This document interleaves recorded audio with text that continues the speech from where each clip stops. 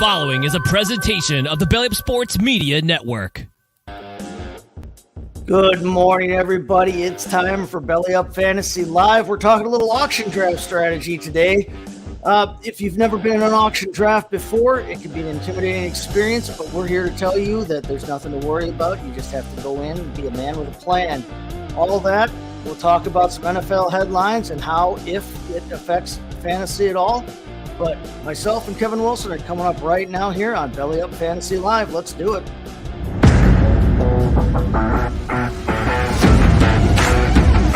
Jalen Reagor getting traded to Minnesota changes nothing. 6'4" guys running 4.4s. These guys don't grow on trees. And a lot of times I'm willing to bet on, especially, long term, on the freak athlete. You don't ever want to overreact to what guys look like in preseason. There's been a ton of preseason all-stars that never make rosters or never pan out.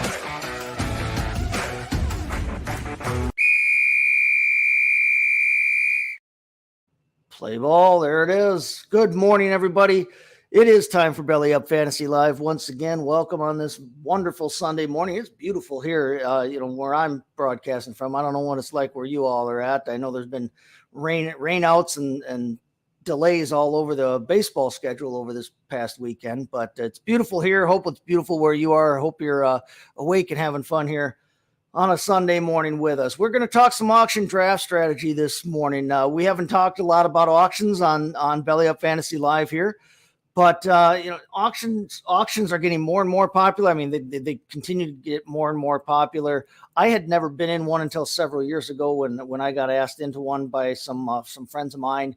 And I'll tell you, it's become a format that I really love. But like we said, it can be intimidating if you've never done one before. We're here to assuage those fears for you and get you prepared as you can be for it, jumping in into the deep end right away. I am Chase Thornton coming to you, as always, from the Mott and Bailey Basement Bar here, but I am not alone. Joining me, as always, is Mr. Kevin Wilson. Kevin, good morning. How are we doing today? We're doing great, and we're in one of those areas where the weather isn't quite so great, and so it's been heat waves for a while now, but we're indoors. We're staying indoors as much as we can, and so we're good, and I'm looking forward to getting involved in some discussions today, and especially about the auction draft, and I like that word that you just used a minute ago. Assuage. Yeah. We are here to assuage. Yep. So we're ready to get started. That's that English degree coming into play for the third time in the last 25 years. Excellent. It's hot down there. As long as the Texas power grid holds up, you should be fine staying indoors there. Hopefully that's the case anyway. So let's start off here real quick. Let's start off and talk about some NFL headlines real quick. This is kind of a big week NFL news wise, even though it's July, and so things will be heating up before we know it. Yeah, I mean it's kind of the slow time of year because we haven't started we haven't really started the preseason training camp stuff yet or anything. No. We're kind of past OTAs and mini camps and that, and by and large most of the people have signed, unless you're a running back, and then you may never sign a contract again, it looks like. But there were some things that happened around the league today, so I'm going to crack my first one open here. I'm going to be doing a coffee bender because I need some coffee. We talked in the pre-show here about how I just finished up with a play I was performing in. It was a 10-day run, and we've been rehearsing that for the last month and a half or so. And so, I finally get my life back today. It was a late night last night. Show got done, and we had to strike the set afterwards. So we're going to go with a surly coffee bender today and try and wake up here. Okay, that's good. And, as you can see from the background, we are away from home, and we'll be returning to set home as soon as we're done here. So Powerade going on today here. There you go. As, drinking and hitting the roads, not the best combination. Not a good idea. So we'll avoid doing that this morning. Excellent. Designated driver. I don't mind having that around. That's right. So we're set. So, Yeah, like I said, kind of a big week. There's a lot of news that happened this week in the NFL. Not a ton of it necessarily fantasy direct, but kind of fantasy adjacent. Couple of notes. One real quick. That we'll get out of the way here to begin with, so that we don't downplay it, I guess. Ryan Mallett, former NFL quarterback, wasn't a star, was not a fantasy football star, was great in college at Arkansas. But former NFL quarterback Ryan Mallett passing away this week in a drowning accident. So that that's got to be my worst way to go. Drowning or suffocating in any sort of fashion. So I heard about that. I was like, my heart goes out to everyone involved, his family, everybody. And as you said, people probably don't even remember if he put on an NFL uniform, but he sure did it in college. So right, yeah, he's a name you remember if you're deep in the football weeds like we are. He was not a star player, but nonetheless, young man, in the grand scheme of only things. 35 years old. Right. Yeah. No. So, like you said, our thoughts go out to everybody who was affected by that, and we remember him today. Elsewhere around the league, we talked. I kind of made the joke that if you're a free agent running back, you may never sign another contract. One of those free agent running backs who will be looking forward to signing a contract and is glad that he's still able to do so. Leonard Fournette, SUV fire, had his vehicle start on fire and got out, and he's apparently okay. He shared some scary pictures on Instagram or whatever of the aftermath of it, but. Leonard Fournette with an SUV fire, kind of, we've talked about this off and on. We haven't brought up Fournette's name necessarily a ton, but there are still some big names, some big fantasy names at the running back position. Guys that might be a little maybe past their prime, but still some big names. We've talked about Dalvin Cook kind of ad nauseum because he's kind of forefront in everybody's minds right now. He and DeAndre Hopkins are kind of the two big name free agents left that everybody's still wondering about. But Ezekiel Elliott is still out there and is still a relevant player in this football league. He's not, this isn't.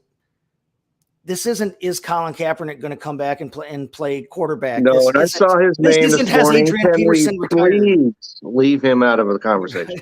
Right. And like I said, it's not even is Adrian Peterson retired or is Julio Jones fully retired, or this isn't that. I mean, Ezekiel Elliott was a relevant player last season and still has something to offer a football team in this league. So Cook, Elliott. But Fournette's kind of like the third name on that big name free agent running back wheel here. Did not have a great year last year with Tampa Bay, but nobody really did. He caught the ball to keep himself relevant, and so he can offer something. He's got something to offer. A team. But if you're not don't. I'm not buying him as a relevant running back running the football. Mm-hmm. But if you've already got that and you got a solid running back running, then you could certainly use him to come out of the backfield and catch the football. Right. All three of these guys still have something left to offer. They all have their warts.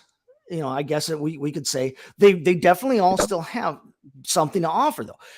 Elliott is still a decent runner. He doesn't have quite the burst he had. Warts than the other two, but yeah.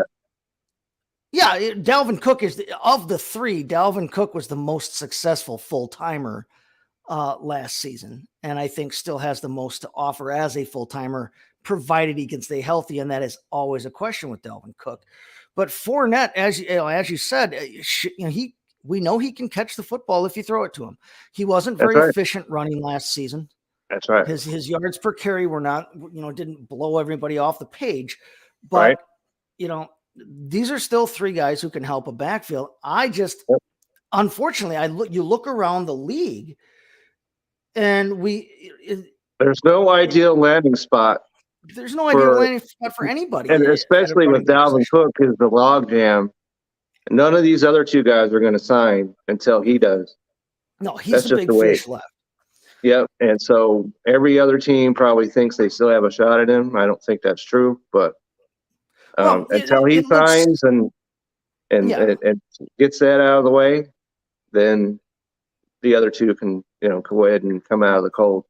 Yeah. The other two are basically waiting for him, but and he's been linked to most often to Miami. Right, which we've talked about ad nauseum. We've talked about that before too, because I mean they've got 876 running backs already down there, and they're some all of which kind that we of half like. fantasy relevant. Yeah, and it's not like they're just some they don't of just have that dudes. just fell out of the they just didn't roll down the hill, from the highway and say, "Here I am." These guys have something to offer. Yeah, especially the rookie, which I've been talking about for weeks now. Highly drafted and highly anticipated rookie.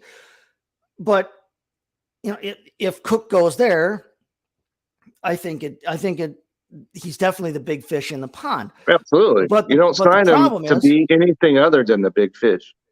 I mean, the problem for these three free agent running backs is that it's a position that's been downplayed. The importance of it, or at least the importance of having a specific guy at that position, has been downplayed lately in the NFL. It's been a devalued position. That's problem number one. Problem number two is everybody kind of has their guy already, or their guys, plural. Yeah. We talked about it with the draft, where we had guys like Charbonnet coming out. We had guys, and Bijan, and it doesn't matter. Name a top running back. Put him in there draft, too. And they all went somewhere that already had running backs. Kenneth Walker in Seattle was already there when Charbonnet went. It's only his second year. Algier is a 1,000-yard runner that was already there and was a rookie. And not just a 1,000-yard runner. He averaged 4.9 yards a carry. Now, what more as a first-year player possibly ask for out of him? I mean, in all honesty, I mean that team is set at the running back position, barring any kind of catastrophic, tragic injuries or whatever else. That team, Atlanta's set at running back for the next five years. They don't have to worry about that position. They look can like let a guy roll down the hill. They look like they're set at tight end, though he has not performed as anyone thought he would. No, but their big question, of course, is the quarterback. Yeah, but they are young all the way across the board. But it's all the way around. First, second year, third year. Bring it back to the running back, discussion. Everybody was kind of already set going into the draft. All the running backs that we wanted to see in the draft go somewhere and be exciting all went somewhere there was already a running back. So where do these three aging guys go? They're not, they're all hoping to get big contracts because they've played in the league long enough. And they see big contracts going to other players, that wide receivers and tackles, anybody else who moves positions at any other position who moves teams, seems like they get to sign a bigger contract. Whereas these guys are aging and at a position that nobody really seems to want anymore. So it's a rough situation there for them. But yeah. So if they're looking to cash in, they're going to be highly disappointed. Yeah, it's going to be interesting to see where they go. And I guess for fantasy purposes, then when I look at it, you and I are big proponents of the idea of waiting to draft as long as you can. But in these best ball drafts and that are going on right now, or anybody who is drafting early or whatever else, how are you handling these? Are you willing to take a shot on any of these three guys sight unseen without knowing what their situation is going to be, knowing that the three of them can be fantasy relevant, especially like you said, Dalvin Cook? Are you willing to draft any of these three guys currently and take a chance on the fact that they do find a good landing spot, or that fortune smiles on them and they land in a good situation somehow? Well, the only one I would be really looking to draft would be Dalvin Cook, because as he is still Dalvin Cook. Right. I don't think he'll be falling off a cliff anytime soon. And I know some others that say, hey, he's 28 and the cliff is coming. He is, but we've seen it from him still. Right. We've still seen And it so, from him. but, Yeah. but as I've mentioned before, that you're going to get maybe 14 games out of him, something like that, 15, and then he's going to get hurt. Right. So, so that lessens his value to me. And from what I've seen from the mock drafts that I've done, his value has not fallen. So I probably people are will still not willing to touch take him because of that. These other two guys, they're pretty much way down the list. And so you might want to take a chance on them. Late round flyer type. Late, Yeah. Especially like Fournette, somebody like him, because like I said, he'll be active, but he'll only be in there like maybe third down. Right. Yeah. Which, I don't think Fournette and Elliott are 3-down backs anymore. You might use them. Yeah. They're going to have specific roles wherever they sign. Cook is the one of the three who could still be out there. Be a 3-down back. Yes. If he lands in the right situation. I think somewhere like Philadelphia would be a good situation for one of these three guys to land in. And there was talk early in preseason about Elliott possibly signing in Philadelphia, because that's a team where they have DeAndre Swift, right. who is they're a team that knows how to run the football. Right. We like DeAndre Swift as an athlete, but I think it's time to give up on the idea that DeAndre Swift is somehow going to be this. He's never going to be Austin Eckler in this league. He's an athlete as to all heck, and he can catch the ball, but he's never going to be Austin Eckler type in this league. And we need to kind of stop waiting for that. And everybody was like, oh, he's going to Philadelphia. We know they got a great offense, but they've got a great offense, and they've got other guys that can catch the ball. And that's kind of what he does. He doesn't run well inside. And they've got, and Penny sitting over there. And they bring Rashad Penny in, who's, again, a guy that we all kind of like as an athlete, but 6 games. Okay. He'll be great. It's about as much as you can count out of him, but they'll be excellent 6 games. Right. So depending on where you wind up getting him. You plug somebody like Fournette or Elliott, onto that team, and their value goes up a little bit in my mind, just because now you see a path to not just relevancy, but like good usage. Penny gets hurt. There's an opening at the front of the, for the first 2 downs. And I think that's a role that you could put Elliott in. I think it's a role you can put Fournette in with the Eagles offensive line. They've got a much better offensive line than Tampa Bay has. So that's a guy you can plug him in there. If Swift is the guy that goes down, unfortunately, or just isn't working out or whatever else, we just talked about Fournette can catch passes. Elliott can catch passes for that matter. I don't think Elliott is not a terrible. I don't think that the Cowboys ever fully, to the best of their ability, included him in their passing game. And they didn't have to the last several years with Pollard. And they flirted with it, but never really got him going in the passing game. I think he has the ability to, and I think he's shown the ability to when they have done it. But they haven't thrown it to him much lately, especially with Tony Pollard in the mix. But I think that could be a fun place. But yeah, I agree with you. Of the 3, the only one I'm not even excited, but the only one I'm possibly adjacent to being interested in a draft right now is Cook, because he's the one of the 3 that I think has the most chance to be a full-time guy somewhere. Even though, like you said, they've got a full, RV full of running backs down there, but and then if he does go there, then some of them are gonna, need to, gas up their cars because they're leaving town. So then elsewhere in the league, we had Devontae Parker. We had kind of an awkward extension signed for Devontae Parker with the New England Patriots. I only bring it up because everybody, if you've watched this show for any length of time, if you've read my stuff for any length of time, if you know anything about me, I am not a Devontae Parker fan. Never have been. Or New England wide receiver, period. Fan. Since Andrew, I don't even know if he was really a fan of his own wide receiver. If anybody like that, yeah. But Devontae Parker, yeah, okay. So he signs an extension, and everybody's like, "Why? What is this all about? Like, what has he shown?" And it was nice to hear from my standpoint. It kind of validated my take on him. That everybody was like, "Why are they doing this?" If you kind of dig into the numbers a little bit, this wasn't necessarily like a big money extension. This wasn't them locking Devontae Parker down and paying him getting him his bag.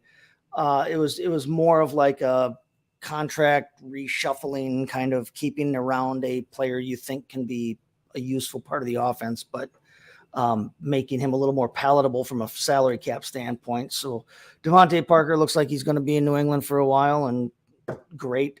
He won't be on my fantasy roster because he won't. Well, yay for him and New England. So good for you, good for your family. Please, love you. Please don't have him on your roster. Please don't do that to yourself. I will not be doing that. One of the other big kind of news items from the NFL this week, though, we had several players suspended for gambling. And it's been a headline for a while, but the suspension actually finally came down this week. We had Isaiah Rodgers and Rashad Berry of the Colts, who both were suspended by the league and then were subsequently released by the Colts. Rodgers especially was expected to play a role for them on their defense, but they got the axe as soon as they got suspended. Free agent defensive end Demetrius Taylor also receiving a suspension there. He's really a free agent now. Right. And I believe those 3 suspensions were all indefinite. Yep. They can ask for to be reinstated at the end of this year coming up. But even if they were, who in the world is going to want them? Yeah, I mean, we just saw Calvin Ridley kind of go through the same thing, and he ended up actually. And none of these guys are Calvin Ridley afterwards, right? Yeah, none of them are Calvin Ridley. So Isaiah Rodgers was expected to play a role on the Colts defense and a big role on the Colts defense, but that won't be happening, obviously. No. But yeah, these 3 guys are out for the foreseeable future. But in Titans offensive tackle Nicholas Petit-Frere, which I believe somebody out there might correct me, but I believe that roughly translates French-wise to little brother. Which is funny for an offensive tackle. Yeah. Okay. So, if he's a little brother, then I wonder what the big brother looks like. How big's the big brother? Because Nicholas Petit-Frere is an offensive tackle. He was a 3rd-round pick for the Titans last year and was their starter at right tackle last season. And tackle is not a fantasy position, but it's a fantasy adjacent position because offensive line is important. Right. You can argue how important the offensive line is to the Titans, as they had according to PFF, the worst offensive line in football last season. And this is their right tackle. Right. Not So their left they tackle, can nary absorb any more losses on that offensive line. Right. Yeah. So unfortunately, they're missing their starting right tackle. Yeah. For 6 games. And you're looking behind him. Obviously the guy's name escapes me. But they've got a rookie 6th-round pick now who is behind him on the depth chart, who all of a sudden now is thrust into the possibility of a starting role from day one. For the first how many third of the season. Rookie 6th-round draft picks do you want on your starter, no matter what his position he is? Right, and with an aging, almost dropped a different name there, but with an aging Derrick Henry, you want to try and keep him, as healthy as possible and as untouched as possible, as much as you can do that with Derrick Henry. So that was kind of a big deal. It's raised a larger issue about the idea of the NFL and their relationship to gambling, their relationship to the fantasy industry, their relationship to, when 20 years ago, you could not have told the 2 of us that there would be a football team, a professional sports franchise in Las Vegas, of all places.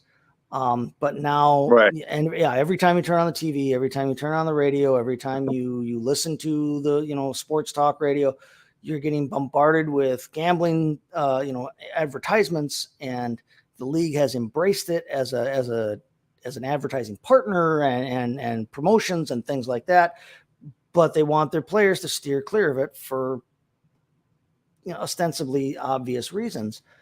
But yeah, these guys that got suspended indefinitely bet on NFL games.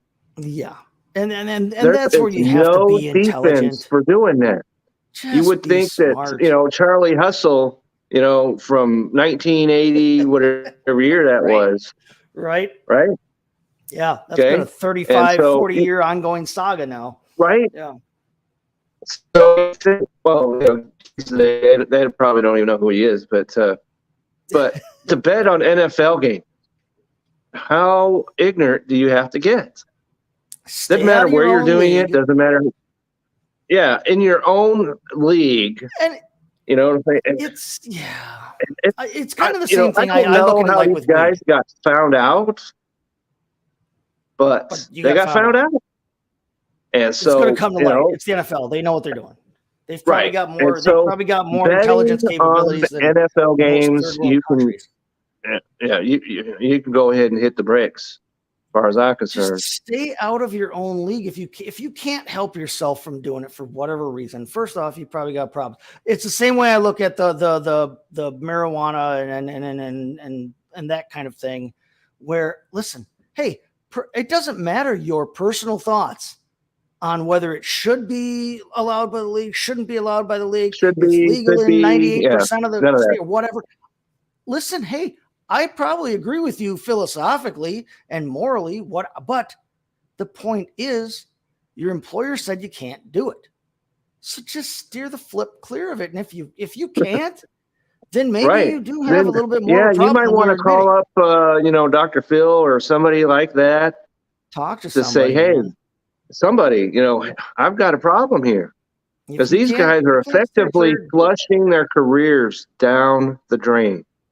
yeah, that's and what the, yeah, they're- the gambling thing. and- Listen, I know. Hey, if your buddy wants you to lay a bet on something, no. Your buddy should be the one laying the bet for you. If you can't help yourself from doing this, you've got to keep your paper trail. You've got to keep your digital trail completely clear of this.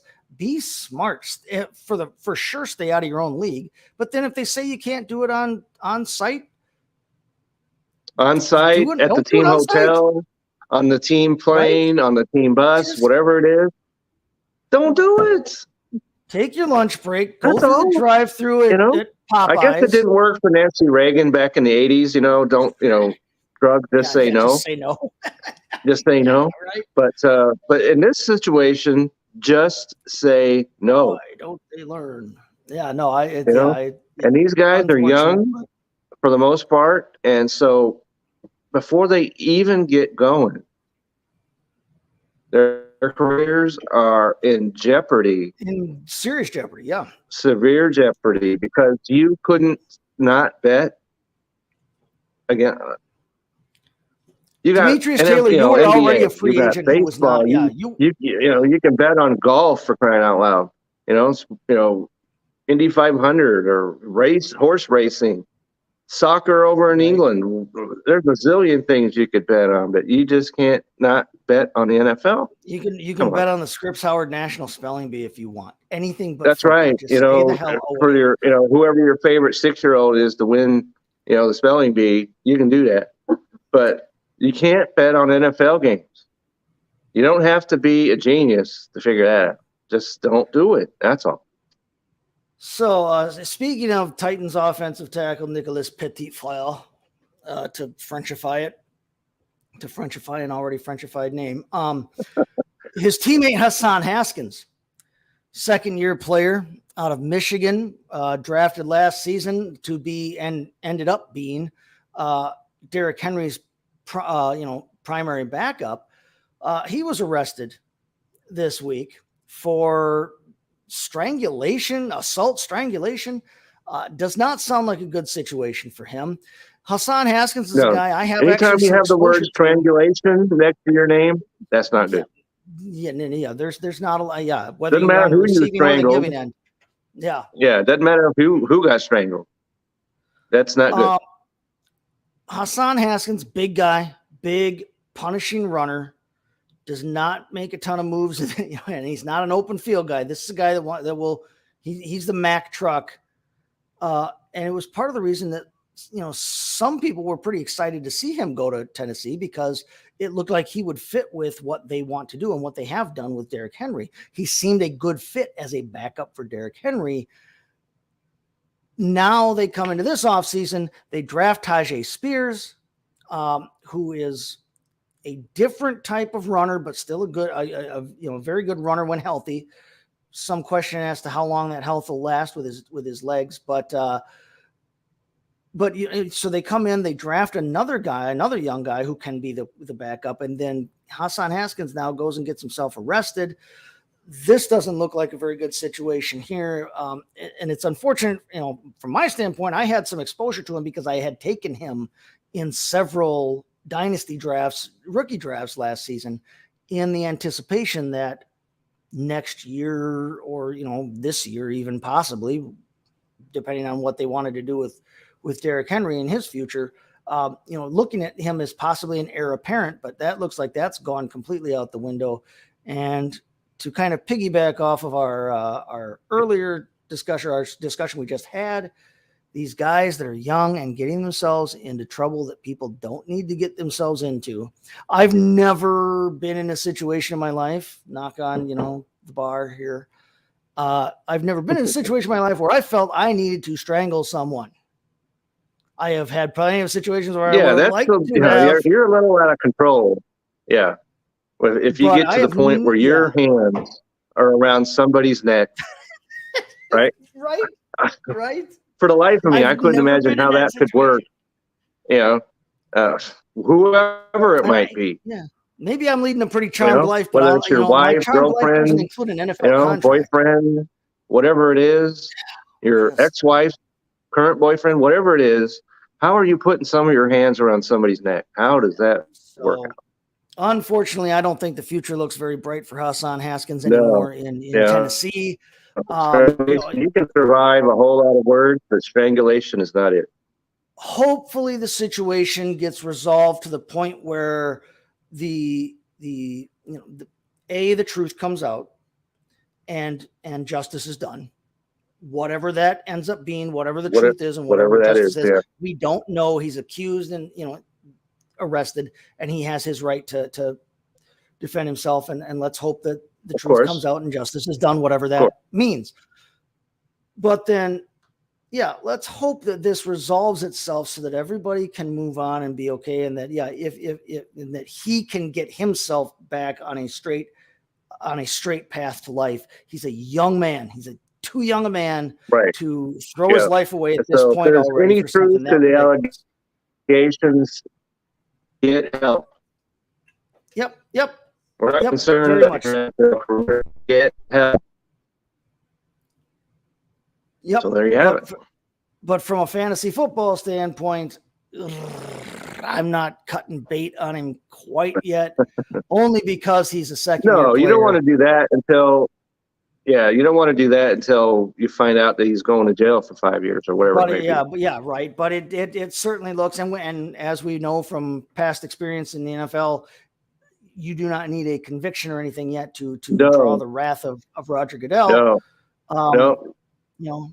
And that whole situation, the idea of, well, I wasn't legally culpable for anything. How can you suspend me just for being accused? Anybody can come out and accuse anybody of anything. How can you just come out? And that is a situation for a new executive director for the NFLPA, Lloyd Howell, who will replace DeMaurice Smith, as of the election this week. That's something for Lloyd Howell and the league to work on. We don't have to worry about that. We just know that the reality at present is you don't need a conviction to get suspended or have NFL discipline brought down. So I think that looks like it's in Hassan Haskins' future, and I think it bodes well for people who have taken or are looking at taking Tyjae Spears here in Dynasty, or for people who are looking to handcuff Derrick Henry. For people who are looking to handcuff Derrick Henry this season, which is not the dumbest idea. As he ages and as his effectiveness he's getting older, and he takes last 2 seasons. More hits than probably anybody else I could think of.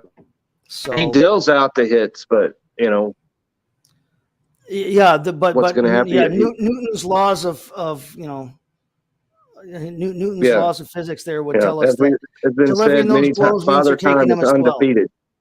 Yeah. So at So, some all right. point, Derrick Henry's going to say, "I've had enough." We've beat these headlines to death here. Let's listen to our spot from Manscaped here. We come back on your side. We are going to jump into some auction talk. We're going to talk about strategies for auction drafts, especially for those of you out there who maybe have not done this before, or who have done it and winged it in the past and realized that you're kind of flying blind here. We're going to help you out here on the other side of the break here. But first, let's listen to our Manscaped spot here. Spring has sprung, and our friends at Manscaped have the best tools for some spring cleaning. They've already helped you tidy up all the nooks and crannies of your body's basement. But this year, Manscaped can help you get the perfect presentation on that beautiful face with the new Beard Hedger Pro Kit. Make sure you look your best this spring by using code BELLY20 to get 20% off and free shipping at manscaped.com. So tame your mane with the Beard Hedger Pro Kit. The sun is peeking back out, which means you'll have to show your face in the daylight again. So use the kit to make sure your scruff looks award-winning, whether you have glorious beard flow or some smooth, sleek cheeks. Save 20% off and free shipping with the code BELLY20 at manscaped.com. That's 20% off and free shipping with the code BELLY20 at manscaped.com. Focus on the face and use the Beard Hedger Pro Kit for the cleanest look in the game. There you go. A reminder, that is a new code. That is a different code than we had in the past. Belly20, that's a different code there. But get over to the Manscaped. You'll still get yourself the same 20% off there on anything new. And we love them and appreciate them for that. So thank you very much. That's right. We do. Listen, I'll tell you what. I have not been leaving this thing alone during this broadcast here. I have been drinking this beer here. This is a deep can. I don't know what's going on, but the more I drink of it, like the fuller it gets. Like Jesus and the fish here. He just keeps. Oh no. Okay. The more I have, the more I get here, and I'm like, well, hey, that's a good problem to have, I guess. But man, I feel like I've put a lot of that down, and I still got a lot to go, and I've got another one I want to pop here. But all right, anyway, moving right along. Auction drafting. So now auction drafting is getting more and more popular. It's become a format that I love taking part in. It's a much different animal than your typical, straight draft or snake draft or redraft, whatever. Auction drafting is there's different layers and additional layers of strategy involved there. That's right. With an auction draft. But part of the fun of it is, it's the idea that, like, listen, if you're in a straight draft or a snake draft, if you're drafting 9th out of 10 or 12 teams in a regular draft, you are not getting, unless you're in some kind of crazy inept league or something with weird scoring systems or whatever, you're not getting Justin Jefferson. You're not getting Jamar Chase. Nope. You're not getting Christian McCaffrey. You're not going to get Austin Eckler. If you're drafting 9th, you're not getting these. There are certain guys that are just not going to be in your realm of possible outcomes. Right, which we've talked about with best ball and all that, and trying to get yourself some stats and all that sort of thing. And right. So, you have to plan for all that. But if you don't have the right draft order, it's not going to happen. There are certain guys, no matter how much you love them, no matter if you're, how big a Viking fan you are, you have no chance of getting Justin Jefferson if you don't have a top 3 or 4 pick this season. It's just not happening, right? Right. But in auction, every single dude is in play for every single guy or girl in the league. You just have to be willing to pay the price for it. Right. And you have to decide what price is that. What price you're willing to, how far are you willing to go to get your guy on your team? And that makes it fun. It makes it really cool because now you can have your favorite guy on your team. You can have, you can stack if you figure out how to fit it into your budget, you can pick an offense in the league and stack your team with that offense. If you want to, you can get your guys. Everybody is in play for everybody. You just have to figure out if you want to pay the price for that guy or not. But right. But if you haven't done it before, it can be pretty intimidating. And I know we talked a little bit in pregame here And when we talked about what we were going to talk about this week, you had said, you don't have a ton of auction experience. You don't have any auction experience. No, Now, I do not. Have you had any opportunity to get in one, and you just turn it down, or you just haven't had any opportunity to, or? I have not had anyone come across and say, "Hey, would you want to be a part of an auction draft?" I have stumbled into some mock drafts, right? Right. That I got involved in, and that's not the way you want to go about this. Is stumble into anything when it comes to any draft, but especially this one. And so, as I've said, I'm a late bloomer when it comes to fantasy, other than redraft. So I've stumbled into some other things too across the my time in fantasy. And so that kind of helps me maybe a little bit, trying to help somebody to not stumble. Right. We don't want you to stumble. I kind of lucked into an auction league. I wasn't actively looking to join one, and I had not done one, and I hadn't paid much attention to it. And then I got invited into a league that actually, funnily enough, it actually overlaps with my main home league. And now this auction league has become like my second home league. About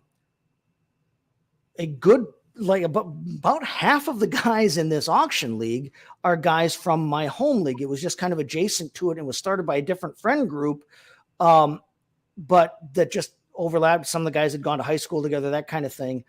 But they had an opening, and so the commissioner, who is in my home league with me, and had gone to college with me, we've been fraternity brothers, we've known each other for 20 some years. He was like, "Hey, I got an opening. I know you really like fantasy football. You want to do this?" And I said, "Hey, heck yeah." So it's an auction keeper league. And I went in the first year. Yeah. No experience. I did some research. I did as best I could researching. I've had really good success in this league. I've never finished less than third in this league. I won it the second year in the league. I was the champion in that league.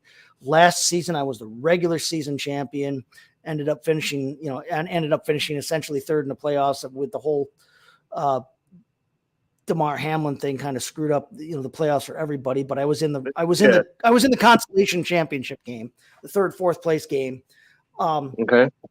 So, I mean, I've had good success in this league, and it's become a format that I really like a lot. But it is something you have to prepare differently for, and you have to go in. You have to prepare for this much more than any other fantasy, field. And you have to have your head on a swivel. Redraft, dynasty, whatever else, you have to plan for this. So my first piece of advice, before we get into specifics, my first piece of advice for anybody going into an auction draft, especially for the first time, draft sober. Okay, that's always a good idea. Okay, I can see that. Funnily enough, though, the very first year, not the very first, the year that I won the league, it's a keeper league. This is a keeper league where you can keep up to two players, and you have to pay a little bit of a penalty on their price for the guys you keep. But I came out of the draft with two running backs on my roster. Only two running backs, and one of them was Nick Chubb, who I'd kept from the year before. I'd only bought one. I somehow got to the end. I had two running backs and like three or four tight ends on my roster, including Irv Smith, who I think was out for the year. And I was like, "Whoa, what did I just do? How did I?" Well, I I think it was actually, I think it was Dragon's Milk that had gotten me that time around. Oh, anything with Dragon on it, it's probably you don't want to be involved in that when you're trying to do a draft. New Holland, Dragon's Milk will put you onto the table pretty quickly if you're not paying attention. But I ended up coming out of it okay. I made some moves. I picked some guys up off the wire. Elijah Mitchell was a big help. And that's the thing that you have to realize is you can make moves after the draft. It's not best ball. Yeah. So don't be afraid to do your thing. And if you miss out on somebody gets hurt, which they will, pay attention to the waiver wire. So you still can make moves after the draft is over with.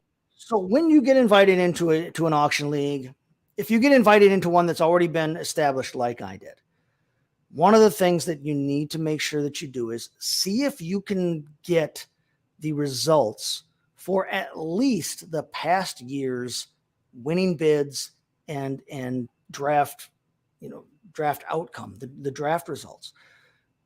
That will show you a lot. That will tell you a lot about the people that you're playing with and how they value players and how they construct their rosters.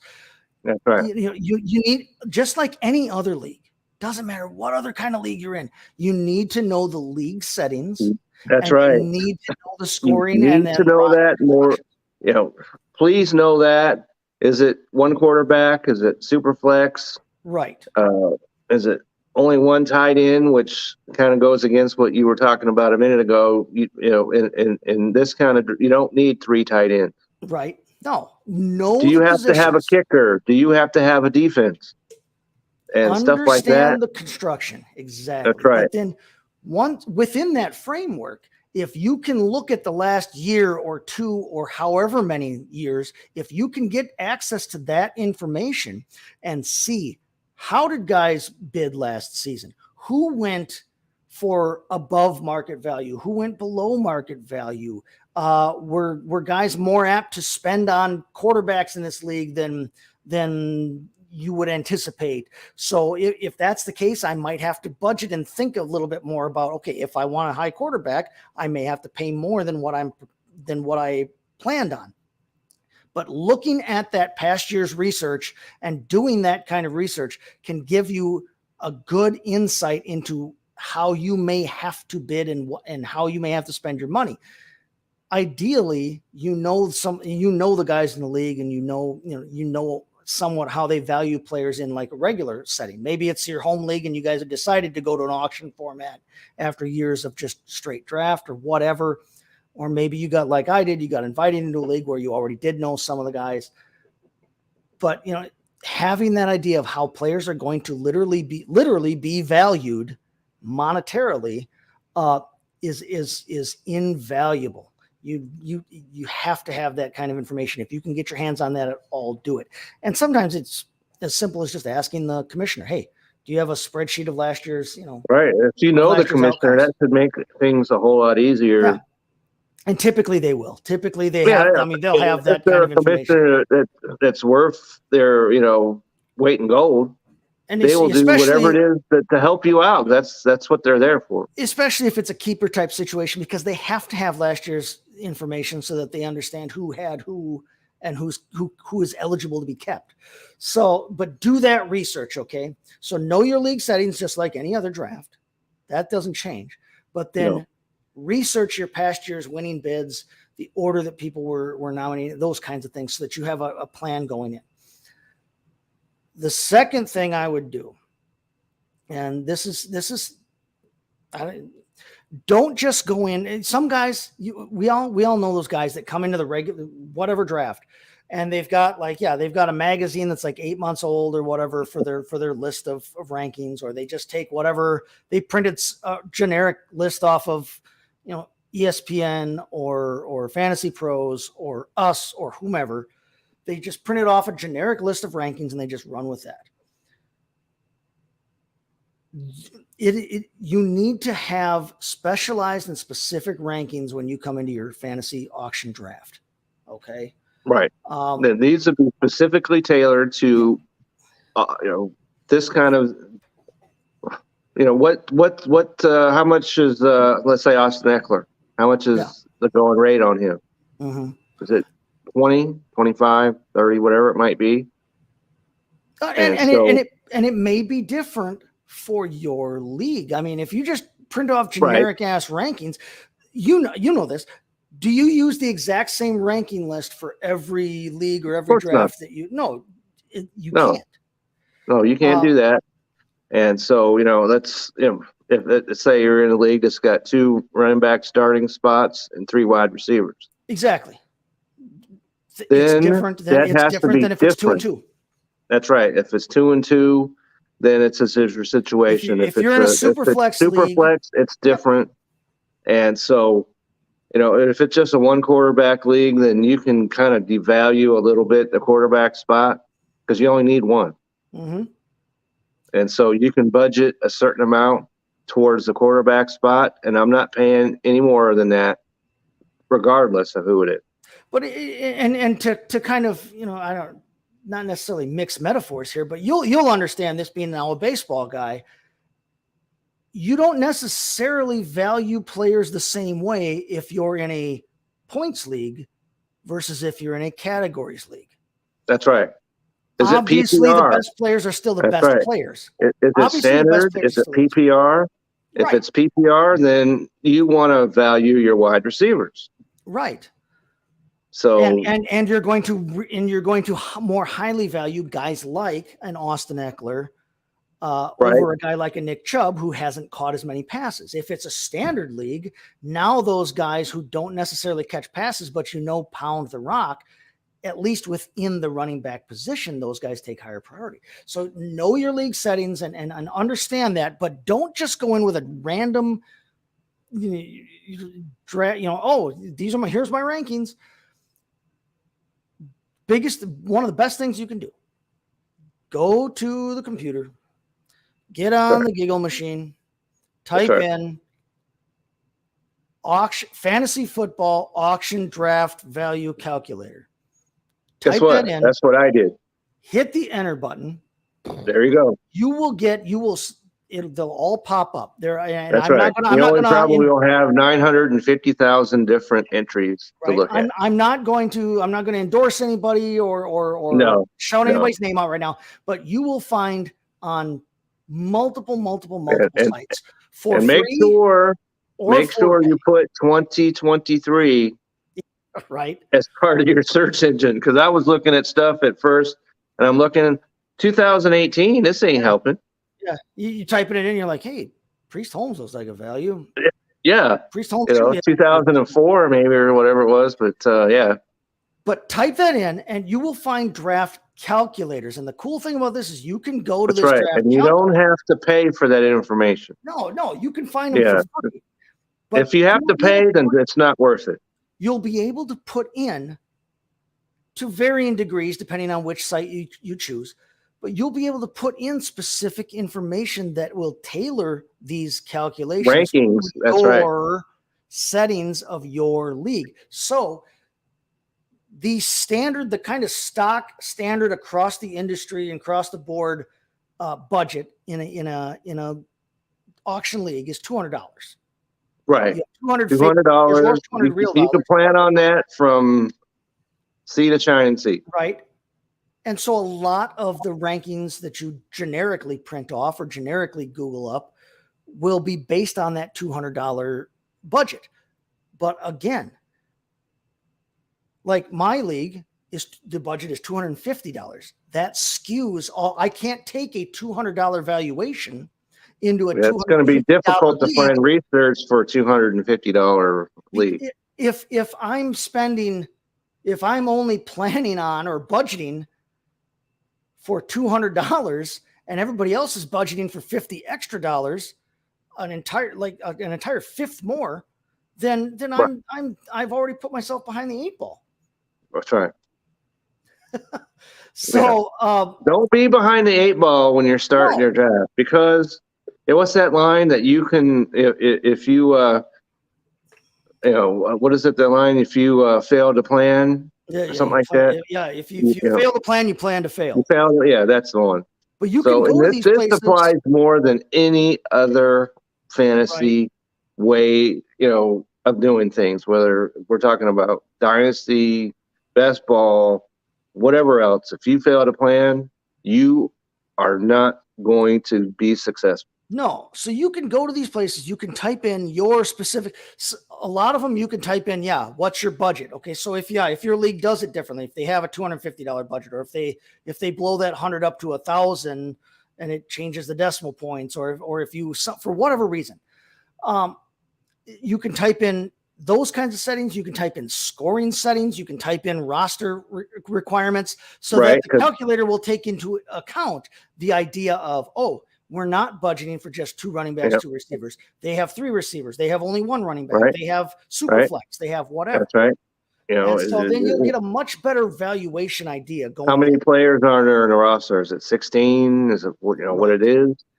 That's going to have an effect on it, obviously. So that's one of the best things you can do going in is to find one of those draft calculators and make sure that it is set up so that at least the starting point you have is tailored to your league and your settings. Okay.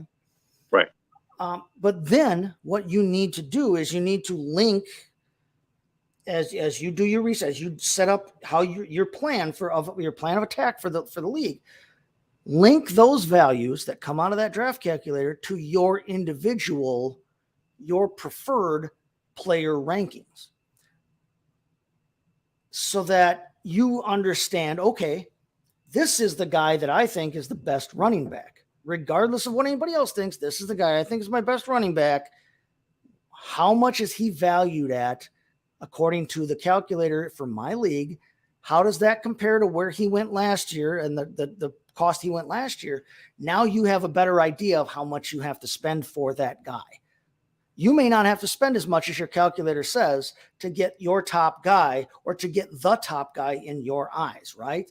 If you think player X is the best running back, but most other people's rankings have him as third or fourth, and he's only valued at the fourth or fifth, that means that you might be able to save some money on your top running back relative to other people in the league by not having to pay the Austin Eckler premium to get Bijan or whoever. You know, if he's graded at $25 and you get him for 20, then that's top good. Running backs are graded at, if top running backs period are graded at 25, but you have a plan going in to take a guy from at a lower valuation. Okay, great. That means you may end up having some more money to spend elsewhere in your draft, in your auction. One important thing to do then with those rankings is to have tiers. That's right. Tiers, how many, on the top tier, let's say quarterbacks. Yeah. How many top level that you have? Or third, it doesn't matter what position you're talking about, but you need to have tiers of running backs, tiers of wide receivers, tiers of tight ends. Now, do you use tiers a lot in your regular drafting when you baseball, football, whatever? Do you use tiers a lot, or do you just? I glanced at that a little bit, but I generally have an idea of whom I like, and then I try and come up with a plan of whom I think, and this works well in this one, because if you hit on your sleepers in this kind of setting, then you're really in good shape. Yeah. So all these other things that I'm in, baseball, like you mentioned, whatever, I try and come up with things that, and according to the rankings, well, I've got this guy at the top of my, let's say, in baseball, I had Paul Goldschmidt at first base, was my top ranked first baseman out of all of them. But in the rankings, he was something like 8th or something crazy like that. Yeah. So I had much more value on him than the rest of it. So I planned my draft, and then later that I could get him, so I could concentrate on other positions, thinking that he was going to be available later in the draft. Tiers and sometimes that works, and sometimes it doesn't. Sometimes, and you have to be able to adjust on the fly in an auction, just like any other draft. But tiers in an auction draft, tiers become really important in terms of no matter what research I was doing, tiers were at the top of the list of things to know about. In an auction draft, it's essential because, like I said, you'll find when you're doing your research into past years and into valuations, you'll find that, players of a certain level, players who are valued at a certain level in terms of the rankings, are going to go in a range, in a certain range of dollar amounts in your auction. And what you want to be able to spend your money where it's going to be most effective. Just like you want to spend your draft picks where they're going to be most effective. I don't care how big a sleeper or how big a year you think Chig Okonkwo is going to have at tight end. You do not take Chig Okonkwo in the second round of your draft. No. You don't spend that kind of capital on him, no matter how big you think he's going to be. because he's not valued anywhere near that. You can wait longer. It's one thing jumping up one round for a guy that you think is Right. is a Which sleeper. that It's another thing applies to just about any completely fantasy as well. right. You can jump up around and you can jump back around.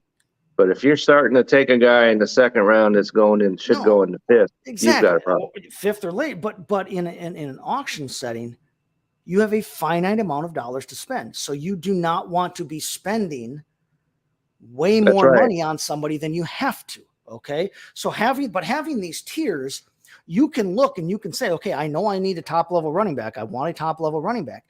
How many of those guys are left?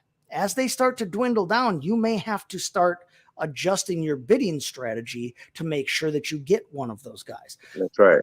Everybody likes to be patient. Everybody, you need to be able to keep your head in a draft and be patient, but you don't want to be too patient and let all of the big shots get away. So having tiers in your rankings will allow you to track that much better. One of the other things that makes auction drafting different from regular drafting is the idea of nominations. There's a draft order in terms of who gets to nominate a player to be bid on. But like we said, everybody's in play for everybody. Okay. Right. But there is a strategy. There are strategies you can use in those nominations so that when it's your turn to put a guy up for bid, you can use that strategically to try and manipulate the draft to your liking. Okay. For instance, one of the things that you can do, it's not always the best strategy. It's not the best strategy for every nomination. It's not your blanket rule, but one of the things you can do is when your nomination comes up and it's time for you to put a guy out there on the table, especially early in the draft, you can throw a guy out there with a big name that you maybe don't want. Right. If you are not big on, say, okay, hey, it's a bidding war. Yeah, it's a running back, it's a regular running back league and it's PPR, but I'm scared that Derrick Henry is hitting his age cliff and I really want Derrick Henry. I'm not planning on bidding for Derrick Henry. I'm not going to plan on drafting him in other formats. So Derrick Henry is not a running back that I care about. And I'm not saying that that's true this year. I'm just, for example, Right. But if Derrick Henry is not a guy you're high on, but he's a guy that's big name and guys are going to, there are going to be guys who want him. Throw him out there early in the draft. Now people will bid on him. Somebody has to buy him. When a guy is nominated, somebody is coming away with that guy. Okay, at some price. Some way, And somehow, someplace, yeah. So early in the draft, if you spit names of guys out there that are going to take money from people, but that you don't necessarily care about or want, you can get people to spend their money, and now they have less money than you for future bids. It's not something you want to do with every single nomination. No, and not every Sometimes single you round want to throw either. your guy out. No. And you definitely do not want, especially later in a draft, don't throw a name out there of a guy that you absolutely would not Right. have on your. Right, and you could get stuck with them. Exactly. But it is one way you can be strategic with your nominations. That's one of the things that I read about, put a bid out on every player, Right. especially early.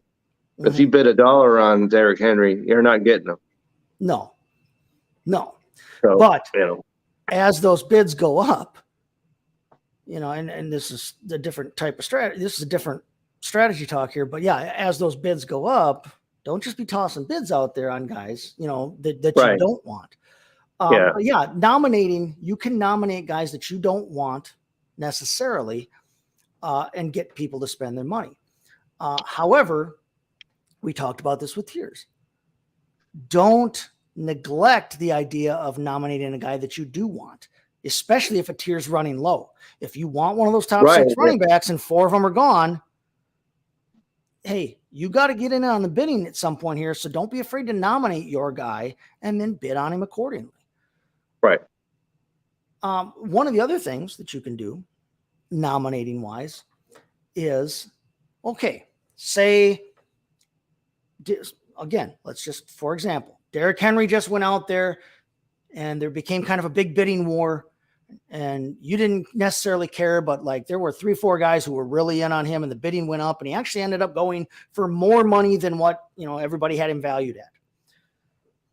A lot of times what will happen there is that the 2-3 guys, however many guys lost out on Derrick Henry, in the moment, they have this sense of loss. Like, oh, man. Right. So you can nominate somebody that's exactly the same as him. Right. And see that you're not necessarily too keen on either. If that just happened, start another bidding war. Exactly. If that just happened to you, not to you necessarily, but if that just happened in your league and you're the next nomination, throw another running back out there right away with a big name that, again, you don't necessarily want. But now watch those 2-3 guys who lost out on Derrick Henry jump in and start tossing bucks out, like, making it rain. Okay. Right. The other thing you can do then too, in that same situation though, same kind of situation, especially like when it comes to running backs, throw the guy's handcuff out there very next run, because everybody's got it in their heads all of a sudden that like, oh, this running game is important. You might be able to get guys to spend more money on the handcuff right after Derrick Henry, right after whomever, than they normally would have, because it's that's where you need to know your league mates. Exactly. That's right. That's because if you tried that with me, it wouldn't work, because I don't value handcuffs nearly as high as someone else might. And one of the biggest things then too, though, with your nominations is to read the room. Make sure you're paying attention. Read the room. Right. And make sure that when you're doing your draft, everyone's present. Yeah. Oh, yeah. If somebody's auto nominating, that could throw the whole shebang completely out of whack. Right. Yeah. No. You want to have everybody available there, but make sure you're reading the room. Another big thing, and it drives me nuts, and you see it every time you're in an auction draft, every year. Every year there's a dude who, there's still 4, 5, 6 rounds of nominations to come. And this guy's got his roster all filled out already. Great, because he won some bids. But he still has $22 left, $16 left to spend. Didn't spend his entire $200, and he's got his roster filled out. And he thinks, well, see, that means I got guys for cheaper. No, it means you've got a weaker roster than everybody else, because at the end of the draft, it's going to happen. This is how it works. At the end of every auction draft, guys are going to be going for $1, $2. There's going to come a run where the guy who nominates a guy gets the guy, because everybody's only got $1 to spend basically on everybody anyway. And nobody really wants to or can bid higher than the guy that nominated him. All right. And you will see guys go at that point. You're like, oh my gosh, that guy really went for $2, or that guy really went just for his nominated bid. It's going to happen. Right. Right. And so some guys think, okay, I'll save all my money for the end of the draft and I'll pick up those guys. Well, that means you didn't get some of the top level talent. Right. But if you didn't spend all of your money, it means you did not spend as much as you should have to get the guys, to get better quality guys than the guys you got. Spend your money. Don't leave money on the table. There's no reason for it. You will look back after the draft. That's right. You will look back. I can imagine that happens in every single draft, no matter what happens. And you'll look at that guy's roster and you'll say, okay, he had $15 left.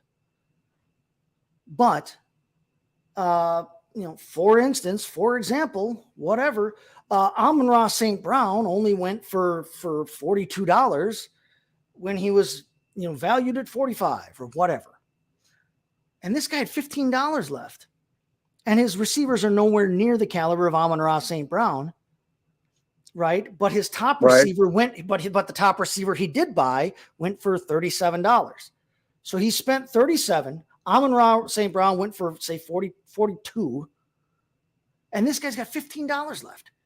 He could have afforded to bid all the way up to $50 or more on Amon-Ra St. Brown and could have won Amon-Ra St. Brown and had a better team, a better roster, and not changed anything about the rest of the roster. but he could have replaced his best receiver with a better receiver and had the exact same roster otherwise if he just spent all of his money and spent it wisely. Spend your money. You can't take it with you. Right. Spend That's it. right. Right. Can't take it with you. Just like, when you, go to a better place, hopefully, Right. Can't take it with you. right? Hopefully that, you can't take it with you. You can't take it with you in auction either. No. So, And we've all left other drafts where we look and we're like, oh my gosh, how did this guy last to the 6th round? And then the guy that got him in the 6th round, you're like, man, that guy was a genius. He wasn't a genius. He took what fell to him. right. If the guy should have gone in the 3rd round and didn't go in the 3rd round, that's as much your fault as everybody else's, including the guy who got him in the 6th round. He let him fall to the 6th round. But in an auction setting, that gets magnified so much. If you've got guys that would left money on the table, if you end up with $2 left over, you end up with $2 left over. That's different. Yeah. But yeah, don't be that guy that leaves. If in a $200 league, if you leave $15-$20 on the table, you didn't spend 1/10 of your budget. Right. What are you doing? Yeah. So spend your money. Don't keep it. One of the ways to track that, and I'm a big proponent of this. I set up a spreadsheet. Set up a spreadsheet and keep track of the money that you have spent and what you have left to spend. Right. When you set up your budget, know how much you want to spend per position. And again, That's right. that's dependent on what positions you have. That's right. Right. As we mentioned, if you got 3 wide receivers, then you need to put more money towards your wide receivers. Obviously. Exactly. And if you want, and you want more of them to be closer to the top tier, you don't want to be budgeting. You don't want to be going cheap on wide receiver if it's a wide receiver heavy league, for instance. You don't want to be going cheap on quarterback if it's a super flex league or a two quarterback league. So set up your budget, understand how big a percentage of your budget you want to spend per position, and then per top guy in each position, basically. But then track that on a spreadsheet. It'll be so much easier than saying, okay, well, I think I wanted to spend about $30 on this position and I got it for 28. So I have $2 left that I can put towards it. Don't try and do that all in your head. Let a spreadsheet do it for you. That's right. It doesn't have to be anything fancy. Especially guys like me who are not a math genius. All right. English and theater major, dude. My specialties I'm with are you. storytelling and make believe. Okay. I'm with you on that. Not math. Right. So I let the spreadsheet do it for me, but it allows me to see where I have saved money and when I can afford to maybe splurge a little bit. Oh, okay. I have gotten some guys for cheaper. This is the last top tier receiver left. I do need a top tier receiver and I have the money to spend on it. I can go over my budget a little bit here. If you have a spreadsheet set up to take care of that for you, it will be so much easier to navigate your way through your auction draft. Do not go into it blind, or don't go into it thinking that you can just off the top of your head remember and keep track of all of this. No. You need to. Please don't do that to yourself. You need to keep track of it. Right. Keep track. So auction drafts are accounting. You need to act and think like an accountant, at least for a couple hours. Okay. Even if you're not, even if that's not your world. So it's not my world. No. Right? No. Like I said, hey. So my entire world is make believe. Use all the help you can possibly get your hands on. No. Yeah. I play dress up and tell stories. I don't calculate, budgets. No. So, but if you do the research, coming in, you set up a good budget plan and you have your spreadsheet set up and you take care of that side of things. Honestly, a lot of the strategy involved in constructing your roster anyway is the same as what you already know from regular drafting. Okay.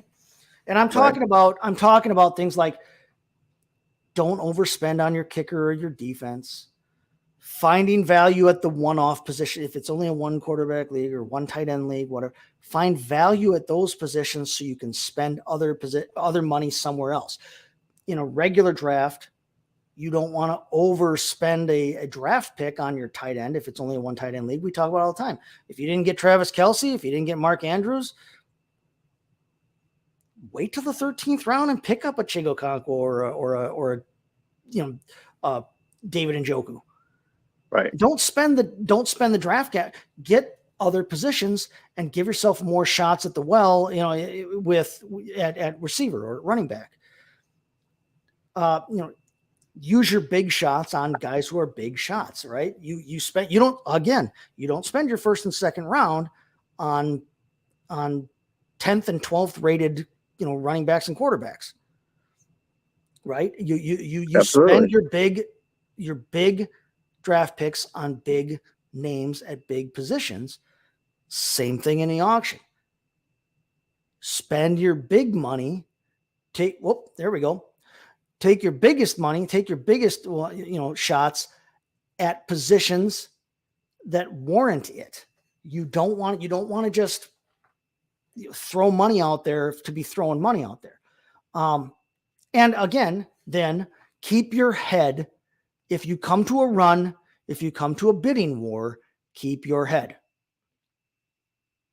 We talked about it a little bit before as your part of your nomination strategy.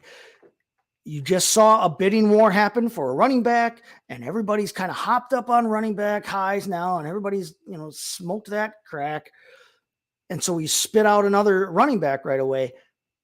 Don't be the guy who falls for that trick in a run. Don't think that I have to get a running back just because I have to get a running back right now and allow that to make you spend something completely ridiculous. Keep your head in an individual bidding war and during a run. Again, nothing different than anything that you ever see during regular drafts. Okay. Always keeping your head and that strategy does not change from regular drafts to auction drafts. And speaking of keeping your head, it's the guy who keeps his head all the time. I do the best. Yeah. Well, I'm sitting there and all of a sudden there was nothing. So yeah. Hey, all of a sudden I was real big on screen. I said, okay, I'm good at talking. I can keep talking. But no, like I said, strategies in terms of roster construction and in terms of how you conduct yourself during a draft don't necessarily change from draft to auction draft just because it's an auction setting. Stay calm, be willing to adjust on the fly, stick to your plan until the draft dictates otherwise. But yeah, a lot of what you already know can be applied in the auction setting. And yeah, so we kind of touched on this earlier. One of the biggest things that we'll kind of, spit out here at the end is do not enter a bid that you aren't willing to win. that's right. Absolutely. It can be a strategy to continue to escalate a bidding war. It can be a strategy. Obviously, the more money other people spend, the less they have to spend when they're facing you for a guy that you really want. But That's right. don't be that guy. There's a big Listen, but too. Yeah. Oh, yeah. If you've already got Josh Allen in your pocket and it's a one quarterback league, don't get cute and try and bid up Patrick Mahomes and keep bidding and bidding and bidding and bidding and push him beyond the point of sanity for That's right. price purposes, because at some point you're going to stick a bid out there and everybody's going to say, you know what?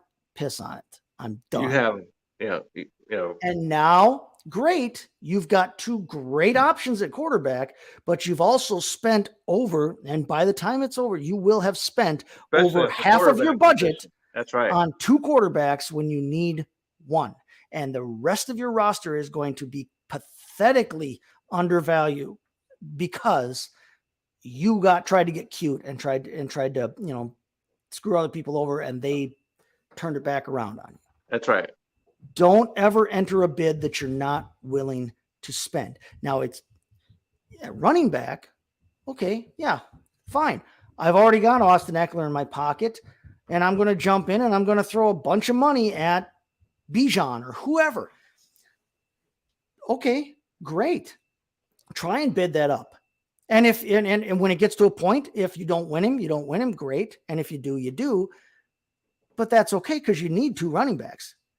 And if you're at least 2, no matter what setting you're ask yourself, am I okay with spending a ton of money? But to get, I'd be willing to spend over half my budget to get Justin Jefferson and Jamar Chase maybe on my team in a 2-receiver league. I might be okay with that. I might be okay with that. But if you're not okay with that and you've already got Chase in your pocket, don't be bidding a ton of money on Justin Jefferson just to be trying to get other guys to spend the money, because at a certain point, people are going to stop bidding. That's the whole nature of it. So yeah, you have to understand, don't put a bid in on a guy that you don't. And late enough in a draft, we mentioned this earlier, late enough in the draft, don't be willing to nominate a guy that you're not willing to have on your team either, because you're going to end up spending money on that guy. That's right. Late in the draft. So that is one of the things too to remember about the nomination process and auction drafts. It is not going to be like a regular draft where Justin Jefferson and Christian McCaffrey and Austin Eckler and Jonathan Taylor and Jamar Chase, they're not going to be the first 5 guys that are off the board. Somebody may not nominate Justin Jefferson for 25 minutes, half hour of this draft. Okay. Right. And then you'll always have a guy like my friend, who I'll leave nameless, but may or may not have commented here, on the show. Don't be like this guy and nominate kickers every single time up early in the draft, because nobody's good. Yeah. Don't overspend on your defense and kicker in this format. Talk about getting hit with ice water. Yeah, no. In this format, it doesn't make any sense to spend more than $1 on kicker or defense unless it's some kind of crazy scoring system where defenses are really prioritized.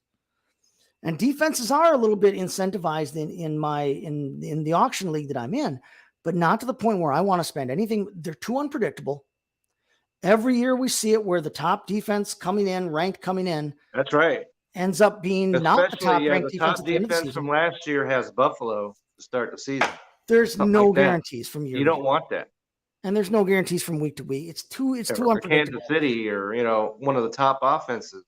The money you spend, a lot of money on that. The $9, $10, $12 you think you're spending wisely on the Ravens defense or whoever is money that for the minimal amount of point difference you may get out of it at the position is not worth the money that you could have spent elsewhere to get yourself a very good, viable flex running back or whatever. Right. So don't overspend that. So don't be the guy that's always nominating kickers, because at a certain point, again, if everybody else is being smart, okay, great. You nominated your 3rd kicker. You just picked up your 3rd kicker, dude. Have fun with that, because now it doesn't matter how much money you have. You don't have as many roster spots to fill. So you're not going to come out of it with as many running backs or receivers or whatever. It's not like going to drop somebody during the draft, so you're stuck. No, yeah, you're out of it. So, there we have it. Those are, some of it sounds a little obvious, but there are things that if you haven't done an auction draft before, that's right, in the heat of the moment, can get away from you. Tell you what, we're going to wrap it up for the week then. Let's wrap it up here, but let's hear, Kevin, what do you got going on? Where can we find you? And, what's big you can for you always on Belly find Up me Fantasy? on Twitter at Kevin62 WILSCA. And of course, tonight at 7 p.m. Central, Vince and I will be discussing fantasy baseball, and we'll be looking at